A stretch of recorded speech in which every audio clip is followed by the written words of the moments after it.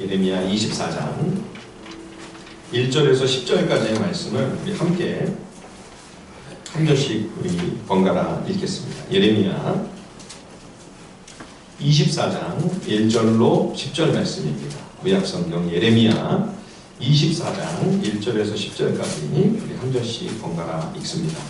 바벨론의 느부갓네살 왕이 유다 왕 여호야김의 아들 여고냐와 유다 고관들과 목공들과 철공들을 예루살렘에서 바벨론으로 옮긴 후에 여호와께서 여호와의 성전 앞에 놓인 무화과 두 광주리를 내게 보이셨는데 처음 익은 극히 좋은 무화과가 있고 나빠서 먹을 수 없는 극히 나쁜 무화과가 있더라. 여호와께서 내게 이르시되 예레미야야 네가 무엇을 보느냐 하시매 내가 대답하되 무화과이온데 그 좋은 무화과는 극히 좋고 그 나쁜 것은 아주 나빠서 먹을 수 없게 나쁘니이다 하니 말씀이 또 내게 임하시니라. 이르시되 이스라엘의 하나님 여호와께서 이와 같이 말씀하시니라. 내가 이곳에서 옮겨 갈대아인의 땅에 이르게 한 유다 포로를 이 좋은 무화과 같이 잘 돌볼 것이라. 내가 그들을 돌아보아 좋게 하여 다시 이 땅으로 인도하여 세우고 헐지 아니하며 심고 뽑지 아니하겠고 내가 여호와인 줄 아는 마음을 그들에게 주어서 그들이 전심으로 내게 돌아오게 하리니 그들은 내 백성이 되겠고 나는 그들의 하나님이 되리라.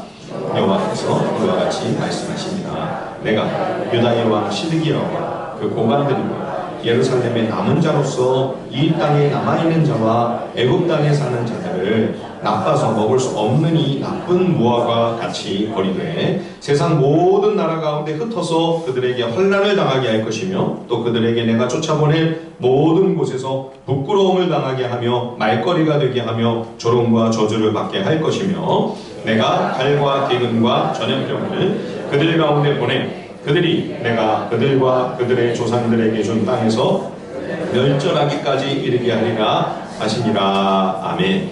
예, 지난 한 2달 동안 우리가 주일, 수요일, 금요일에 로마서를 함께 묵상하는 동안 새벽에는 매일 성경의 이 차례를 따라 계속 예레미야 1장에서 25장까지의 말씀을 같이 묵상했습니다. 예레미야 선지자는 유다 왕국 마지막 약 한 40여 년 동안 하나님 말씀을 대언한 선지자입니다. 유다 다윗 왕조가 바빌로니아 제국에 의해 멸망을 당하기까지 3차에 걸친 침공이 있었죠.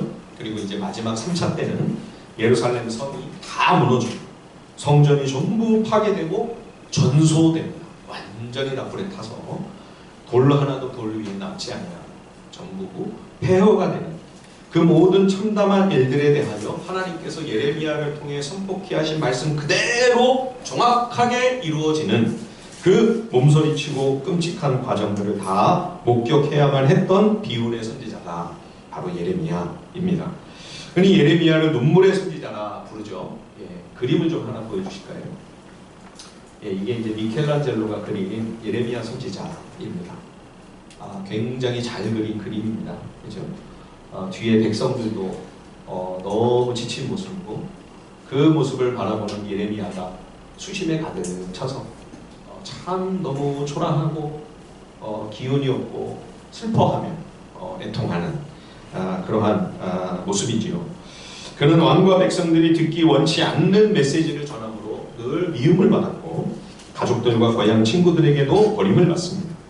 테러의 위협에 항상 시달리고 감금이 되고 매를 맞으며 또 죽을 고비를 수도 없이 넘기게 되지요. 그림만 봐도 참 너무 고단해 보이지 않습니까? 그렇죠? 참 선지자들의 메시지가 흔히 교만하고 오만한 왕과 백성들로부터 배척을 당하는 일이 다반사였지만 예레미야는 하나님이 유다를 징계하시기 위해 바벨론을 채찍으로 드셨다. 그러니 바벨론에 항복하고 하나님이 내리시는 이 벌을 받아야 된다. 그래서 포로로 끌려가 순이 매를 맞고 하나님 앞에 겸손히 마음을 낮추고 회개하라고 하는 말씀을 전했습니다. 이러한 예레미야의 메시지는 역대급 저항과 반발에 부딪히게 되죠. 매국노 취급을 당하고 바벨론의 간첩이 아닌가. 그래서 항복을 거부했던 왕과 신하들과 제사장들과 또 선지자로부터 큰 고통과 아픔과 상처를 받아야만 했던 가련한 선지자 예레미야입니다. 하나님은 예레미야를 통해 유다의 근원적인 죄악을 두 가지로 말씀을 하시죠. 자, 우리 오늘은 예레미야를 좀 몇 군데 한번 찾아보겠습니다. 예레미야 2장을 먼저 한번 가서 보실까요? 예레미야 24장에다가 끈을 끼워 놓으시고요. 예레미야 2장으로 한번 가보겠습니다. 예레미야 2장 13절 말씀을 우리 함께 한 목소리로 다 같이 한번 읽어보겠습니다. 예레미야 2장 13절입니다. 다 같이 시작. 내 백성이 두 가지 악을 행하였나니 곧 그들이 생수의 근원되는 나를 버린 것과 스스로 웅덩이를 판 것인데 그것은 그 물을 받으지 못할 터진 웅덩이 들이니라. 예, 생수의 근원이신 하나님을 버렸다. 그러니까 생명수가 공급이 안 되니까 물을 얻기 위해 이제 스스로 웅덩이를 파는 거죠. 그런데 열심히 팠는데 파고 나서 보니까 물이 저장이 안 되는 터진 웅덩이예요. 예, 이것이 하나님을 멀리 떠난 죄인의 실상입니다. 우리가 주님 안에 거하는 믿음의 삶을 살아가는 것은요, 엄마 뱃속에 있는 태아가 탯줄로 그 생명의 끈이 엄마와 이어져 있는 거나 다름이 없습니다. 그 탯줄은 생명줄이죠. 그 생명줄이 끊어지면 태아의 생명은 보호받을 수 없습니다. 예. 하나님은 우리 인생에 절대적으로 필요한 영적 생명수의 공급자이십니다. 그런 하나님을 우리가 등지고 하나님과 멀어진다면, 하나님과의 관계가 끊어지고 소원해진다면 우리 인생이 목마름과 갈급함에 허덕이게 됩니다. 그러니까 자기의 그 모든 지혜와 힘과 능력을 총동원해서 그 갈증을 해결해 보기 위해 몸부림치나 결과가 어떻습니까? 터진 웅덩이, 밑 빠진 독에 물 붓기. 제가 어렸을 때, 그때가 아마 한 7살, 6살 때쯤 학교 가기 전이었던 걸로 제가 기억이 나는데 집 뒤에 산이 있었어요. 그러니까 산동네였던 거죠. 수도가 있긴 있었는데 고지대다 보니까 그때는 압력이 안 돼가지고요. 물이 잘 안 나왔습니다. 그래서 이제 펌프로 하기도 하고 하는데 저희 동네는 그 급수차가 밑에 왔어요. 산 밑으로 한참을 통을 들고 내려가가지고 저도 그 어린 나이에 그래 통 하나라도 들고 오라고 물 받는 게 힘드니까 그래서 그 물 받아가지고 집에다가 날르던 생각이 아직도 납니다. 예, 벌써 한 40년이 넘은 이야기인데요. 그게 생생하게 생각해요. 얼마나 힘들었는지 매번 그 물 떠다가 날르는 거. 근데 그렇게 떠다 날르는 것도 힘든데 여러분 생각해 보십시오. 물을 담아 놓으면 그게 저장이 돼야 되잖아요. 저장이 안 되고 다 새나가는 장독에 금이 이 실금이가 있어가지고 물을 저축하면 그게 채워져 있는 게 아니라 다 빠져나가는 거죠. 얼마나 곤비한 일입니까? 그거를 채운다고 하는 거죠. 인생이 하나님을 멀리 떠나 살면 하나님 없는 인생, 하나님이 주인이 되시지 않고 하나님의 왕으로 내 삶을 통치해 주시지 않고 내가 주인 되어 내가 왕 노릇하면서 내 힘으로 살아보겠다고 발버둥치는 인생은 이렇게 곤비하고 이렇게 지치는 겁니다. 터지는 거죠. 예. 유다 왕과 백성들은 생수의 공급자이신 하나님을 발로 쳐버리고, 예, 발로 쳐버리고 자기가 이제 이 터진 웅덩이, 이게 뭐냐면 우상숭배예요. 예, 우상이 복과 풍요와 모든 만족과 행복을 준다, 성공과 대박을 가져다 준다. 그래서 온갖 우상들을 섬기는 겁니다. 예, 애굽의 우상들, 그죠? 금송아지가 대표적이죠. 황금송아지. 또 저 브로의 우상. 바알, 아세라. 심지어는 몰래 우상까지 섬깁니다. 몰래 우상은요, 자기의 어린 자녀를 영아를 불로 태워서 번제로 바칩니다. 아주 정말 끔찍하고 엽기적인 우상 숭배로 악명이 높죠. 이 몰래 숭배가요 어디서 행해졌냐면 예루살렘 바로 성전 바로 멀지도 않은 근처 흰놈 골짜기에서 이 끔찍한 우상 숭배가 빈번하게 자행되었습니다. 예, 지도를 한번 보여주실까요? 예, 선으로 이렇게 굵은 선으로 이렇게 구획이 그려진 데가 예루살렘입니다.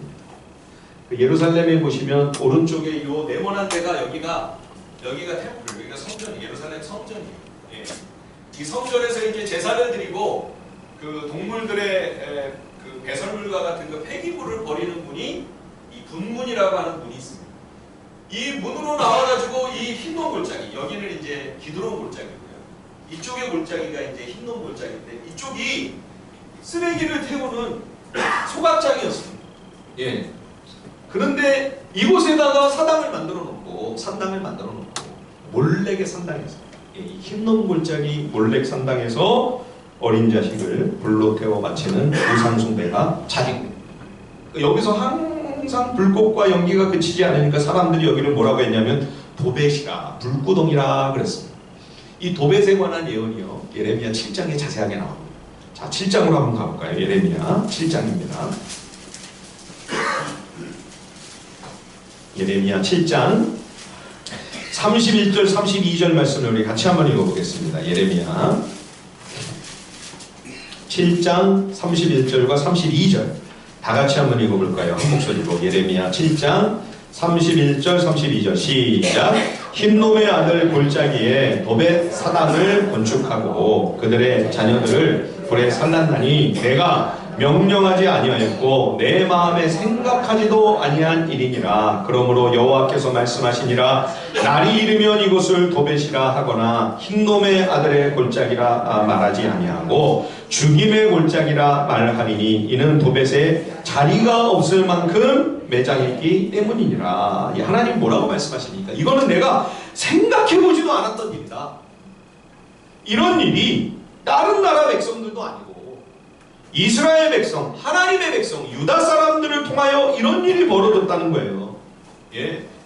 그래서 하나님께서 여기는 이제 불구덩이도 아니고 완전히 죽음의 골짜기로 만들어 버리겠다. 하나님이 불로 심판을 내리셔서 완전히 여기를 하나님께서 진멸하시겠다 말씀하시죠. 이 헬라어의 지옥이 게헨나입니다. 히브리어로 이 흰놈 골짜기를 개 흰놈 그러거든요. 이 개라고 하는 말이 뭐냐면 골짜기라는 뜻입니다. 그래서 이 흰놈 골짜기라고 하는 이 말에서 이 개 흰놈에서 게헨나가 나왔습니다. 게헨나가 뭐냐면 지옥입니다. 지옥.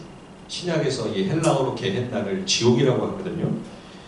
그러니까 거기는 영원한 심판의 불이 꺼지지 않는 영원한 불구덩이다. 그런 뜻이죠. 여러분 어떻게 그렇게 어여쁘고 소중한 자녀를 그 어린 것을 불태워 우상에게 바칠 수가 있을까요? 우리가 예배를 하면 우리는 예배드리는 그 대상을 닮아간다 그랬죠. 그러니까 우상을 예배하고 하나님을 예배하는 것이 아니라 우상을 섬기고 탐욕을 예배하고 탐욕을 숭배하고 탐욕을 경배하면 그 우상의 모습을 점점 닮아가는 거예요. 우상은 눈이 있어도 보지 못하고 귀가 있어도 듣지 못합니다. 입이 있어서 말하는 것이 아니라 머리가 있다고 머리 모양이 있다고 생각하는 게 아니에요. 예, 무감각하고 우둔하고 무지합니다. 무지몽매합니다. 우상을 가까이 하면 할수록 그렇게 무지몽매해지는 거죠. 하나님의 백성들이 영적으로 그렇게 둔감해지고 미련해져서 이런 말도 안 되는 짓을 저지르게 되는 것이죠. 사랑하는 여러분, 오늘날에도 마찬가지입니다. 성도가 하나님의 거룩한 뜻을 깨달아 진리의 말씀을 쫓아서 의롭고 선한 삶을 살기 위해 몸부림치는 것이 아니라 이 세상 사람들이 쫓아가는 그 탐욕을 우상으로 삼고 거기에 눈이 가려지게 되면 성도라 이름하는 이의 삶에서 도저히 상상할 수 없는 말도 안 되는 일이 벌어지는 거죠. 여러분 그동안 우리가 교회 안에서 아니 교회 안에서 어떻게 이렇게 민망한 일이 이런 창피하고 끔찍한 일이 마구 저질러질 수가 있을까? 폭행이 막 일어나고요. 폭력이 자행되고요. 사람들이 다 보는 데서 경찰이 출동을 하고 그거를 다 카메라로 찍어서 뉴스에 그것이 방영이 되고 아니 어떻게 교회 안에서 이런 일이 벌어질까? 너무 우리가 충격이지 않았습니까? 왜 그럴까요? 욕심에 사로잡히는 거예요. 목회자와 성도가 하나님께 말씀의 진리에 붙들리는 것이 아니라 욕망이 사로잡게 되면 돈에 묶여있고 욕심과 탐욕에 매여있게 되면 여러분 돈과 욕심과 시커먼 세상 야망의 포로가 되어 그를 통하여 그런 교회를 통하여 어떤 일도 일어날 수 있는 거죠. 무슨 끔찍한 일이 자행된다고 해도 여러분 그건 이상하지 않습니다. 가능합니다. 얼마든지 그런 일들이. 우리가 이미 성경 역사 속에서 다 봤잖아요. 사사시대에 어떤 일이 일어납니까? 다른 나라가 아니에요. 하나님을 모르는 하나님의 율법을 모르고 언약 백성이 아닌 그런 나라에서 벌어진 일이 아니라 사사시대의 이스라엘 백성들 가운데 서로 지파들끼리 싸우고 내전으로 에브라임 지파가 수만 명이 죽고, 그런 일들이 하나님 백성들 그 공동체 안에서 벌어진다고요. 교회가 서로 편당이 갈려서 싸우고, 다투고, 분쟁하고 얼굴 붉히는 그런 모습과 뭐가 다릅니까? 그렇죠? 여러분, 욕망의 눈이 어두워져서 돈이 우상이 되면 교회 안에 성도들을 통하여 어떤 일, 어떤 끔찍하고 말이 안 되는 일도 얼마든지 벌어질 수 있습니다. 흰놈 골짜기와 같이 되는 거죠. 그래서 여러분, 교회가 혹시라도 커지면 교인들이 더 많이 성장을 하고 재정이 많아지게 되고, 이렇게 되면요, 무조건 나눠야, 쌓아놓지 마요. 그거를 자꾸 베풀고 나누고 분립 개척하고 선교하고, 그게 여러분 선교지를 돕는 게, 선교사님을 돕는 게 아니고요, 우리가 사는 길, 교회가 살고 그리스도인이 생명력을 잃지 않는 우리의 살 길입니다. 그것이. 그러니까 생수의 근원이신 하나님을 버리고 아무리 터진 웅덩이 찾아서 헤매봐야 결과가 뭡니까?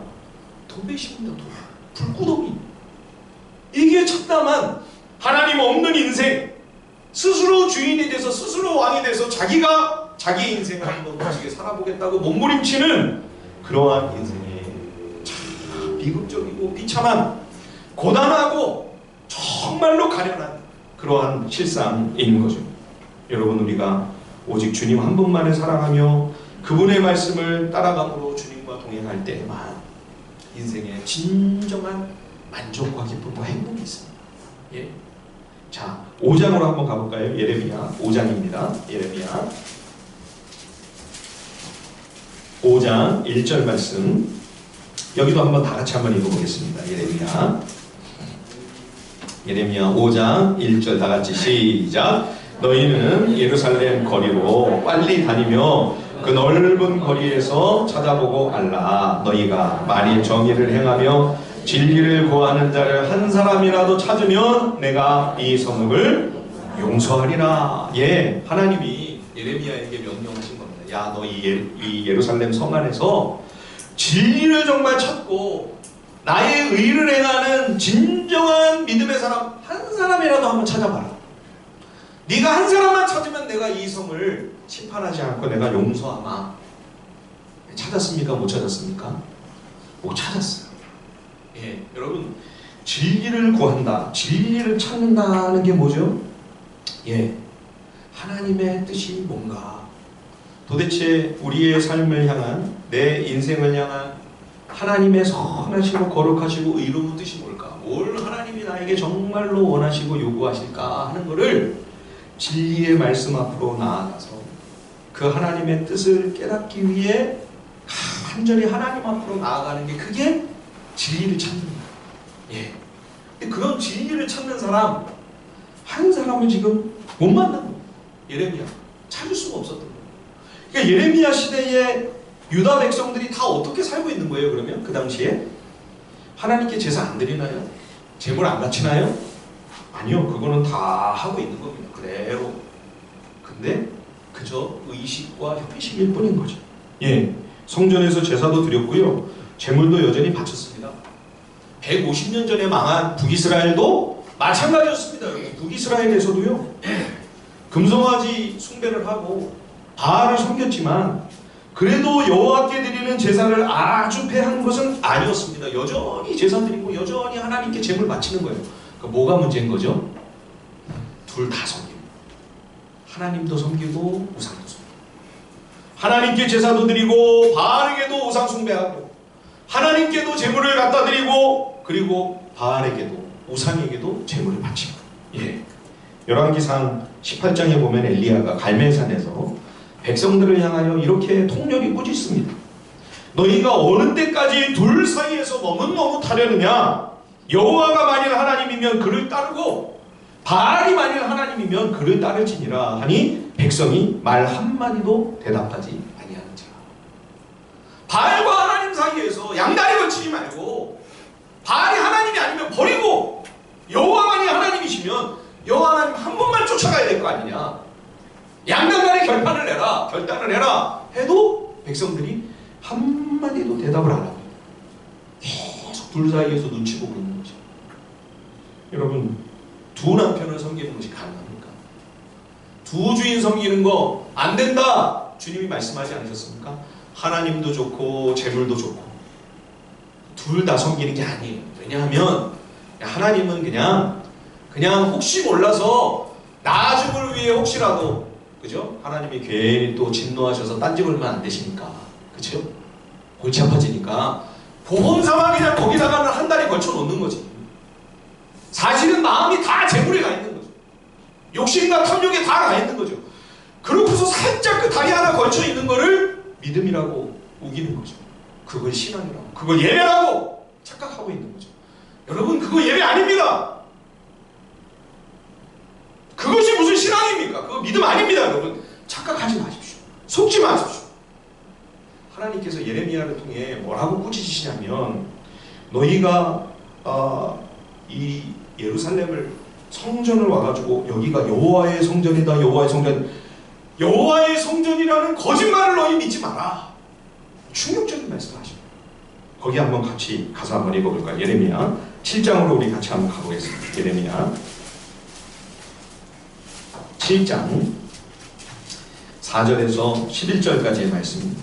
예레미야 7장 4절부터 11절까지 다 같이 한번 우리 한 목소리로 읽어보시죠. 예레미야 7장 4절로 11절 시작. 너희는 이것이 여호와의 성전이라, 여호와의 성전이라, 여호와의 성전이라 하는 거짓말을 믿지 말라. 너희가 만일 길과 행위를 참으로 바르게 하여 이웃들 사이에 정의를 행하며 이방인과 고아와 과부를 압제하지 아니하며 무지한 자의 피를 이곳에서 흘리지 아니하며 다른 신들 뒤를 따라 화를 자초하지 아니하면 내가 너희를 이곳에 살게 하리니 곧 너희 조상에게 영원 묵은토록 준 땅이니라. 보라, 너희가 무익한 거짓말을 의존하는도다. 너희가 도둑질하며 살인하며 간음하며 거짓 맹세하며 바알에게 분향하며 너희가 알지 못하는 다른 신들을 따르면서 내 이름으로 일컬음을 받는 이 집에 들어와서 내 앞에 서서 말하기를 우리가 구원을 얻었나이다 하느냐. 이는 이 모든 가증한 일을 행하려 함이로다. 내 이름으로 일컬음을 받는 이 집이 너희 눈에는 도둑의 소굴로 보이느냐. 보라, 나 곧 내가 그것을 보았노라. 여호와의 말씀입니다.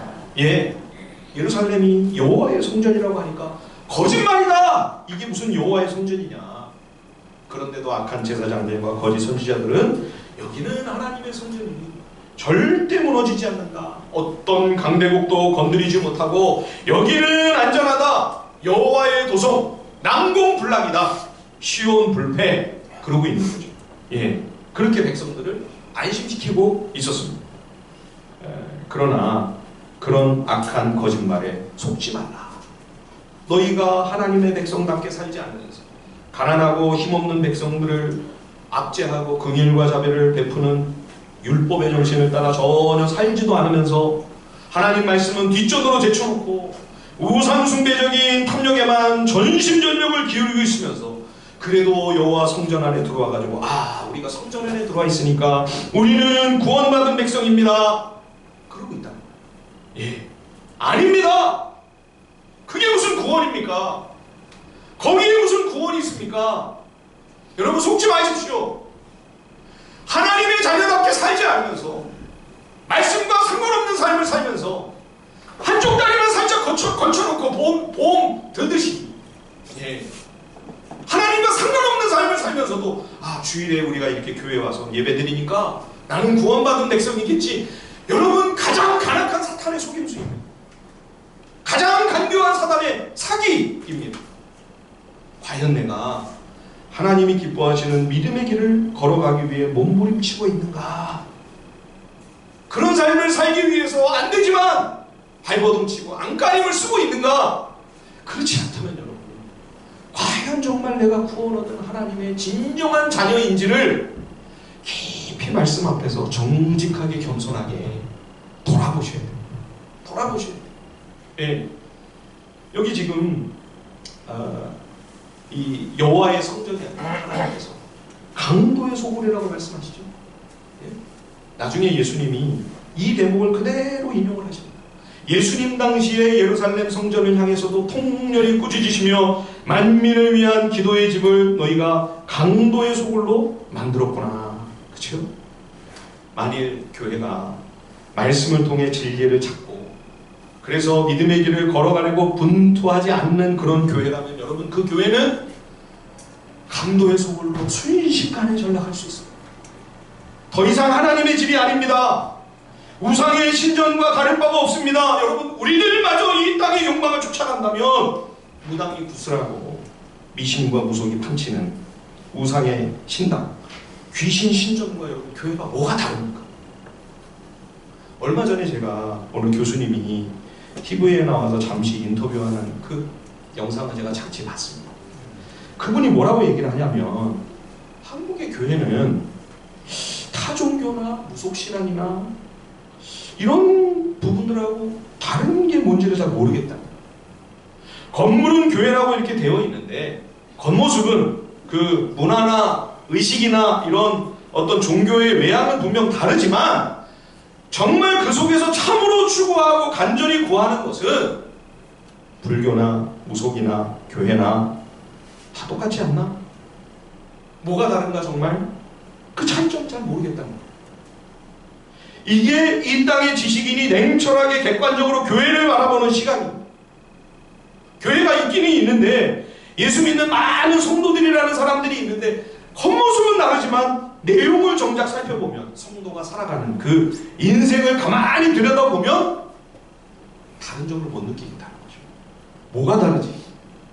그렇다면 왜 꼭 예수님만 믿어야 된다고 하지? 납득이 안 된다는 거죠. 여러분, 이 교수님은 성경에서 진리와 생명의 길을 찾고 그 하늘의 가치를 추구하기 위해 비록 이 땅에서 살지만 그러나 하늘에 속한 존재로 살아가는 그런 신자, 그런 참 성도를 단 한 번도 만나보거나 목격하지 못한 것입니다. 예레미야처럼 못 찾은 거예요. 그런 사람 한 사람도. 결국 예레미야 시대에 이 예루살렘 성전은 여호와의 성전이 아니었기 때문에 완전히 무너집니다. 다 불타고 폐허가 되죠. 예레미야가 전한 말씀 그대로 이루어집니다. 거짓 선지자들의 얘기대로 되지 않아요. 시온 불패가 아니라 시온의 완전한 패망이었습니다. 나중에 예수님 당시에도 또다시 헤롯이 거대한 성전을 또 세워놨죠. 더 화려하게, 더 크게. 그런데 주님이 이것도 돌 하나도 돌 위에 촛너이지 아니하고 다 무너진다. 결국 몇십 년도 지나지 않아서 로마 제국에 의해 완벽하게 폐허가 되어버리죠. 강도의 소굴이기 때문에 하나님이 직접 심판하신 거죠. 근데 여러분, 참 놀라운 거는 예레미야 선지자의 메시지는 이런 멸망과 심판이 결론이 아니라는 것입니다. 이런 지경이에요. 지금 여호와께서 당신의 이름으로 된 성전을 당신이 스스로 파괴하시고 스스로 불태워버리시지 않으면 안 되는 그러한 지경이 된 겁니다. 여러분, 이런 얘기 들어보셨습니까? 어느 신이 자기 손으로 자기의 신전을 파괴했다. 들어본 일이 없어요. 하나님만이 하시는 일이에요. 거룩하신 여호와만 행하시는 일이에요. 그 정도로 여호와 신앙이 부패하고 그 언약 백성들이 이렇게까지 타락을 했어요. 이렇게 완전히 망가졌어요. 소망이 안 보여요. 그런데도 하나님은 그 백성들과의 언약을 끝까지 저버리지 않으신다. 이게 예레미야 선지자의 메시지의 결론입니다. 그래서 바벨론이 쳐들어와가지고요 다 멸절시킬 줄 알았는데 아니에요. 하나님이 많은 백성들을 살아남게 하시고 그 항복한 백성들을 바벨론으로 옮겨서 70년 동안 그 교만한 마음 중심을 하나님이 낮추시고 겸비하게 하시고 정결하고 거룩하게 그 백성을 다시 양육하고 훈련하는 시간, 그 시련과 연단의 기간이 바벨론 포로 70년이다. 그래서 오늘 우리가 읽은 이 예레미야 24장을 보시면 1절에 보시면 여호야김 왕과 약 1만 명의 백성들이 이 바벨론의 2차 침공이죠. 2차 침공 때 다 포로로 사로잡혀 끌려갑니다. 1만 명은 정말 다 쓸만한 사람들, 전문인들, 목공, 또 옥수, 또 이런 기술자들, 이런 사람들을 다 그리고 이제 시드기야를 왕으로 세우는데, 이 시드기야가 유다의 마지막 왕이죠. 이때 하나님께서 예레미야 선지자에게 주신 말씀입니다. 하나님께서 예레미야에게 무화과 두 광주리를 보여주십니다. 한 광주리에는 아주 싱싱하고 먹기에 좋은 무화과가 잔뜩 담겨있고, 한쪽에는 다 썩었어요. 다 내다 버려야 돼요. 이게 지금 비유입니다. 여러분, 이 두 광주리를 이렇게 보실 때 어떤 광주리가 좋은 무화과 같이 보이세요? 그 포로로 끌려간 1만 명의 왕과 백성들이 좋은 무화과입니까? 남아있는 사람들이 좋은 무화과입니까? 우리가 언뜻 생각할 때는 그래도 안 끌려가고 남아있으니까 여기가 좋은 무화과고, 지금 끌려간 포로로 사로잡혀간 이 왕과 1만 명의 백성들이 이게 썩은 무화과이겠거니, 그런 생각이 들잖아요. 근데 아니에요. 정반대예요. 남아있는 자들이 썩은 무화과, 끌려간 포로들이 하나님이 돌보시고 하나님이 지키시는 좋은 무화과. 왜 남아있는 자들이 왜 썩은 무화과일까요? 이 남아있는 시드기야 왕과 신하들과 제사장, 거짓 선지자들, 백성들이요, 끝까지 하나님의 말씀을 안 들어요. 너희가 이렇게 악을 행하니까 하나님이 매를 드시고 지금 진노하시고 징계하시는데, 이 매를 순위 받고 바벨론으로 가면 하나님이 거기서 너희를 낮추시고 훈련시키셔서 다시 돌아오게 해주실 것이다. 항복해라! 항복을 안 하는 거예요. 끝까지 항복을 안 하고 나중에 3차 포로, 3차 침공이 돼서 예루살렘을 에워싸는데요, 1년 반을 항복을 안 합니다. 결국은 이 시드기야 왕과 백성들이 다 끔찍합니다. 예. 그때 이제 성전이 다 파괴돼요. 예루살렘 성이 완전히 다 회파가 되는 그러한 상황이 벌어지죠. 그러나 하나님 앞에 잘못을 시인하고 죄를 인정하고 포로로 잡혀가서 하나님 앞에 마음을 돌이켜 그 중심을 온전히 하나님께로 향하는 그들은 하나님께서 좋은 무화과와 같이 잘 돌봐주시고 결국은 회복시켜 주신다. 이게 예레미야의 메시지입니다. 자, 오늘 본문 24장 5절, 6절, 7절을 우리 마지막으로 다 함께 한번 읽어보겠습니다. 예레미야 24장 5절과 6절과 7절 말씀입니다. 다 같이 한번 한 목소리로 읽어보겠습니다. 시작. 이스라엘의 하나님 여호와께서 이와 같이 말씀하시니라. 내가 이곳에서 옮겨 갈대아인의 땅에 이르게 한 유다 포로를 이 좋은 무화과 같이 잘 돌볼 것이라. 내가 그들을 돌아보아 좋게 하여 다시 이 땅으로 인도하여 세우고 헐지 아니하며 심고 뽑지 아니하겠고, 내가 여호와인 줄 아는 마음을 그들에게 주어서 그들이 전심으로 내게 돌아오게 하리니 그들은 내 백성이 되겠고 나는 그들의 하나님이 되리라. 아멘. 그러니 뭐가 정말로 좋은 상황이고 뭐가 정말 나쁜 일이고 안 좋은 일인가? 무엇이 재앙이고 환난이며 무엇이 진정으로 우리에게 복이 되는 일인가? 여러분, 겉으로 봐서는요 잘 알 수가 없어요. 예, 심한 고난 중에 있을지라도 그것이 정말 우리에게 큰 유익과 복과 생명이 되는 그러한 일일 수도 있고요. 인간적인 눈으로 볼 때는 지금 뭐 한참 잘 나가고 편안하고 부족한 것이 없어 보이나 그게 진짜 위험한 상황일 수가 있는 거죠. 우리가 쉽게 판단할 수 없어요. 함부로 말할 수 없어요. 깊이 말씀 앞에서 영적으로 우리 스스로를 분별해야만 해요. 그러한 대목인 거죠.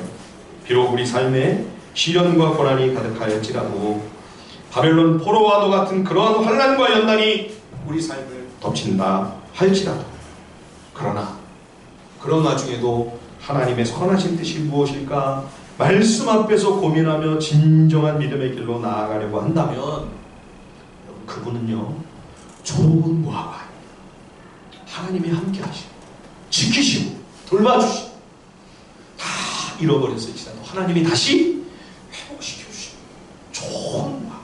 예, 저는 우리 하늘비전교회가 좋은 무화과가 가득 담긴 그런 광주리 같은 하나님의 공동체가 되기를 간절히 소망합니다. 예, 저와 여러분의 가정과 인생이 하나님이 함께 하시고 친히 돌봐주시며 지켜주시는 그런 좋은 무화과가 되었습니다. 하나님의 선하신 뜻과 언약이 우리를 통해 이루어지고 성취되는 그런 은총과 복 누리시기를 우리 주님의 이름으로 간절히 축원드립니다. 우리 시간 함께 찬양하고요. 주님 앞에 우리 몇 가지 기도 제목을 가지고 함께 나아가겠습니다.